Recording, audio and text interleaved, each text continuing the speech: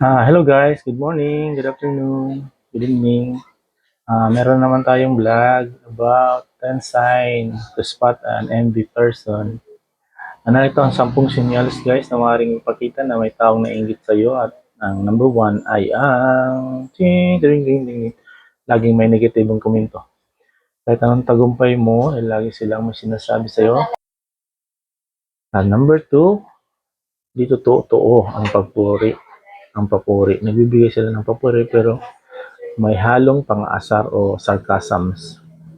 Number 3, mahilig manggaya. Ginagaya nilang estilo mo, pananamit, o ang desisyon para makipagsabayan.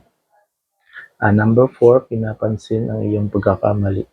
Imbis na kilalanin ang iyong tagumpay, mas pinapansin nilang maliit mong pagkakamali.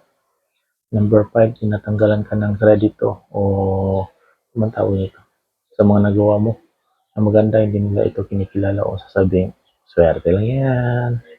Number 6, pinapakalat ang chismis. Nagpapakalat sila ng maling impormasyon at chismis para sirain ang imahe mo.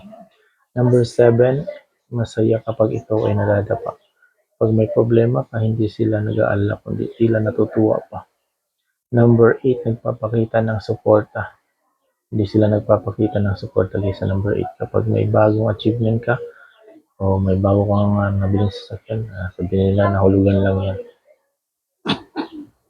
Nabaliwan nila ito.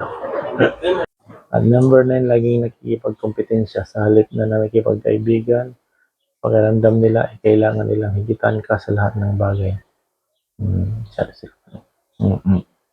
Number 10, biglang lumalayo. Kapag sobrang successful ka na, maaaring iwasan ka nila dahil hindi nila matanggap ang tagumpay mo. Yan guys, ang 10 palatandaan pag may inggit sa'yo. Salamat guys, like and subscribe to tayo.